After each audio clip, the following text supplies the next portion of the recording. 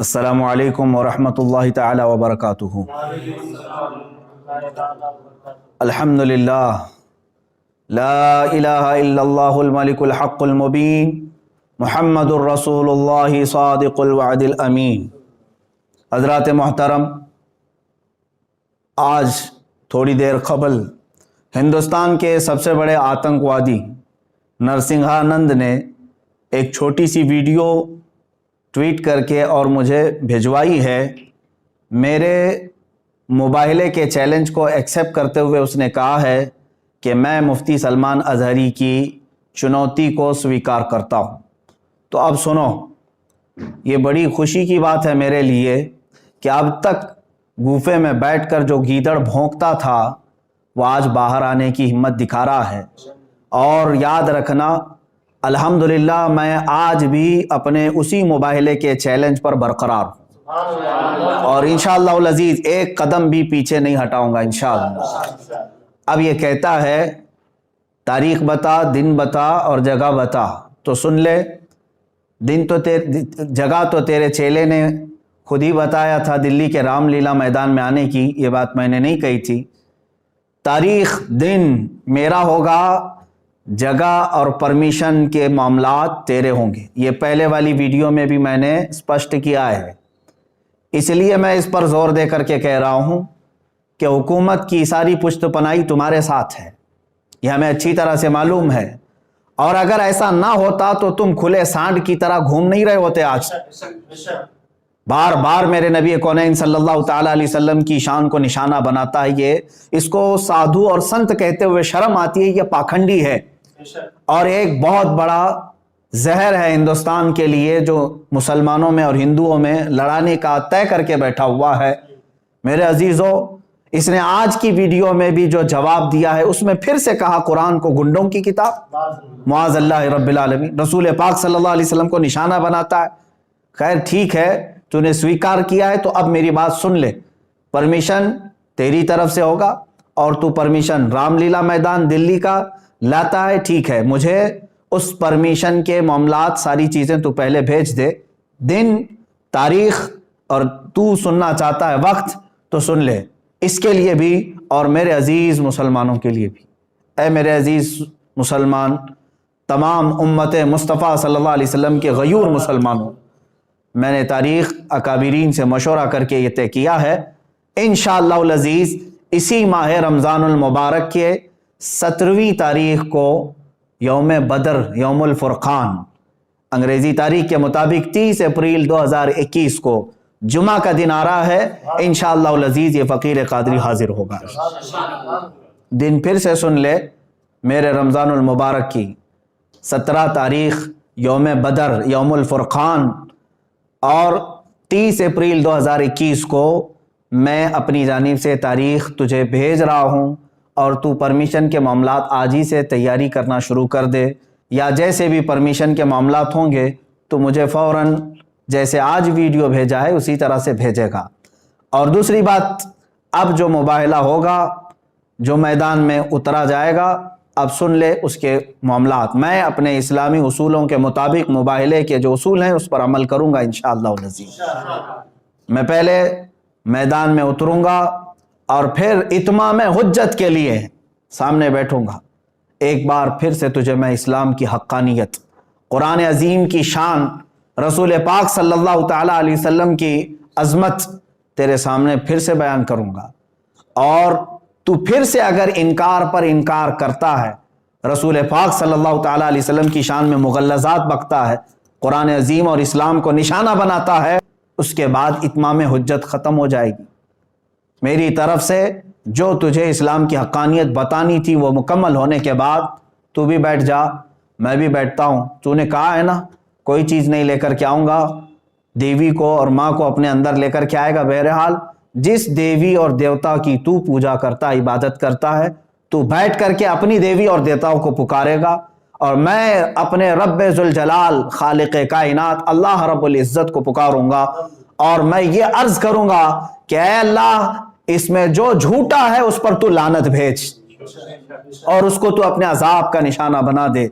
इंशाअल्लाह अज़ीज़ یہ سلسلہ چلتا رہے گا، اور اس کے بعد پھر جو تیرے لیے اگنی پریکشا ہے وہ بھی باقی رہے گی انشاءاللہ العزیز۔ یہ اصول ہیں موبائل کے۔ اب پھر میں یہاں پر کچھ چیزیں ضرور عرض کروں گا۔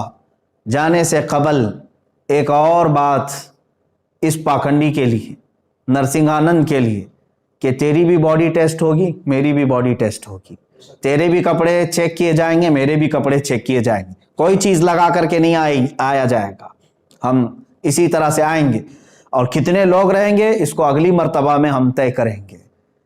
اور یاد رکھنا، شرارت کرنے کی کوشش نہیں کرنا۔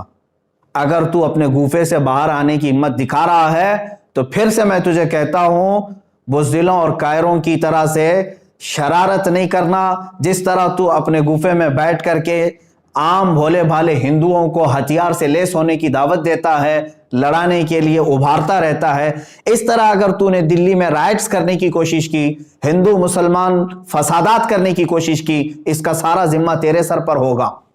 اس لیے کہ میں ہندو مسلمان لڑائی کا، فساد کا حائل نہیں ہوں۔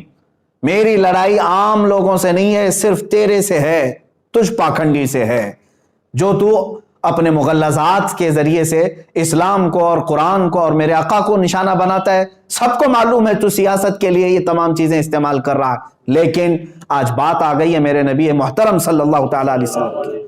تو کیا سمجھتا ہے کہ اسلام یہ کوئی کھیل ہے، آج کل کا آیا ہوا ایک دین ہے؟ اسلام تو اس دن سے ہے جس دن پہلے انسان نے اس دھرتی پر قدم رکھا ہے۔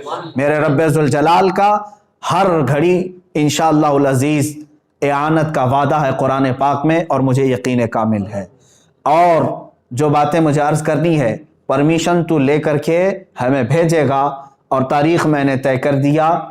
پھر ایک بات، تو جل کر مر گیا تو اس کی ذمہ داری میری نہیں ہوگی، یہ بھی لکھ کر کے پہلے سے دے دینا، کسی ایڈوکیٹ کے ذریعے سے بنا کہ میں اپنی خوشی سے جل کر کے مرنا چاہتا ہوں، اس لیے کہ بعد میں تیرے جل کر مرنے کے بعد نہ یہ ذمہ داری میرے اوپر ہوگی اور نہ ہی کسی مسلمان پر ہوگی۔ اور انشاءاللہ العزیز مجھے یقین ہے میرے دین پر، اور رسول پاک صلی اللہ تعالیٰ علیہ وسلم کی حقانیت پر اور قرآن پر یقین ہے، جو ہوگا میرے رب تعالیٰ کی مدد ضرور آئے گی۔ آخر میں اپنے تمام مسلمان بھائیوں سے یہ ضرور گزارش کروں گا، اور علماء اہل سنت سے بھی، کہ جنہوں نے مجھ سے بڑی محبتوں کا اظہار کیا، ہر خانقاہ سے دعا کے پیغامات آئے، اور علماء اہل سنت نے ڈھیروں دعاؤں سے مجھے نوازا ہے، مسلسل ارسال کر رہے ہیں۔ کئی حضرات نے مجھے اپنی نیکیاں، اپنے نوافل میں یاد کیا۔ بہرحال میں تمام ہی نوجوانوں سے کہنا چاہوں گا، اے مسلمانوں، اب مجھے بتاؤ، میرے آقا صلی اللہ تعالیٰ علیہ وسلم پر اس قدر مغلظات بکنے کے بعد اب جینے کا مطلب کیا رہ جاتا ہے؟ اب جینے کا مطلب کیا رہ جاتا ہے یہاں پر؟ اور پھر میں یہ سمجھ لوں گا کہ اگر اس وقت کے آنے سے پہلے اس نے کوئی شرارت کی، دباؤ بنا کر کے میری گرفتاری یا مقدمے میں گھسیٹنے کی کوشش کی، تو پھر میں سمجھ جاؤں گا کہ تو سب سے بڑا کائر ہے اور بزدل ہے، اور پھر یہ بھی میں سمجھ جاؤں گا حکومت کی ڈبل پالیسی کیا ہے۔ جگہ جگہ سے اس پر ایف آئی آر ہوئے ہیں، دسیوں مقدمے ہو گئے، لیکن اس کو کوئی اریسٹ نہیں کر رہا آج تک۔ کھلے سانڈ کی طرح سے وہ گھوم رہا ہے، زہر پھیلا رہا ہے، آج تک زہر پھیلا رہا ہے۔ اور اگر مجھ جیسا ایک عالم انصاف کی گہار لگائے، اگر مجھے گرفتاری کے بارے میں یا مقدموں کے بارے میں بات آتی ہے، تو پھر یہ ڈبل پالیسی بھی سمجھ میں آئے گی۔ جس طرح مجھے آج ہی میرے گھر پر پولیس بھیج کر کے نشانہ بنانے کی کوشش کی گئی، وہ جس کی طرف سے بھی پولیس آئی ہوگی، لیکن اگر ان معاملات میں یہ شرارتیں بھی تو کرے گا تو بھی کان کھول کر کے سن لے، میرا یہ چیلنج کبھی ختم نہیں ہوگا انشاءاللہ، کبھی ختم نہیں ہوگا۔ اگر دباؤ میں آ کر کے کسی نے گرفتاری اور دیگر معاملات کر بھی دیے میرے ساتھ، ارے میرا قتل بھی کر دیا، انشاءاللہ العزیز ہندوستان کے ہزاروں عاشقان مصطفیٰ ہیں جو پھر کھڑے ہو کر کے تجھے للکاریں گے، پھر للکارا جائے گا تجھے، اور یہ ختم نہیں ہوگا۔ اور تم اپنی طاقت اور سیاست کا استعمال کرو، انشاءاللہ العزیز ہر سنی مسلمان اپنے عشق رسول کی طاقت کا استعمال کرے گا انشاءاللہ، ہمیں یقین ہے۔ اور تمامی مسلمانوں سے پھر سے میں کہوں گا، آج سے دعاؤں میں لگ جاؤ، اور تم ذرا برابر بھی ہلکا پن محسوس نہ کرنا، اس لیے کہ یہ میرے گھر کی بات نہیں ہے، یہ میرے اپنے ناموری کی بات نہیں. اگر کوئی بدگمانی کرتا ہے تو میں اس سے پھر معذرت کے ساتھ کہوں گا واللہ باللہ تاللہ میں نے ہرگز اپنی ناموری اور شہرت کے لیے یہ چیلنج نہیں کیا ہے. دل جل رہا تھا اسلام کی حقانیت اور رسول مختار صلی اللہ تعالی علیہ وسلم کی شان اور قرآن کی شان کے اظہار کے لیے میں نے چیلنج کیا, اور مجھے یقین کامل ہے انشاءاللہ العزیز, یقین کامل ہے فتح ہوگی تو اللہ رب العزت کے ان بندوں کی فتح ہوگی, کیونکہ قرآن میں مولا نے فرمایا کان حقا علینا نصر المؤمنین, اللہ فرماتا ہم نے اپنے اوپر لازم کر لیا ہے ایمان والوں کی مدد کریں گے. میرا رب فرماتا ہے کتب اللہ لاغلبن انا ورسلی ان اللہ قوی عزیز, اللہ نے یہ لکھ دیا ہے کہ غالب آؤں گا تو میں اور میرے رسول, اور بے شک اللہ قوت والا اور غالب آنے والا ہے. اور پھر میرے رب تعالیٰ نے یہ بھی فرما دیا ہے هو الذی ارسل رسولہ بالہدی ودین الحق لیظہرہ علی الدین کلہ, وہ اللہ ہے جس نے اپنے رسول کو دین حق کے ساتھ بھیجا ہے, دین حق کے ساتھ بھیجا ہے, کسی آتنک کے ساتھ نہیں, اس لیے کہ وہ تمام ادیان میں غالب آئے.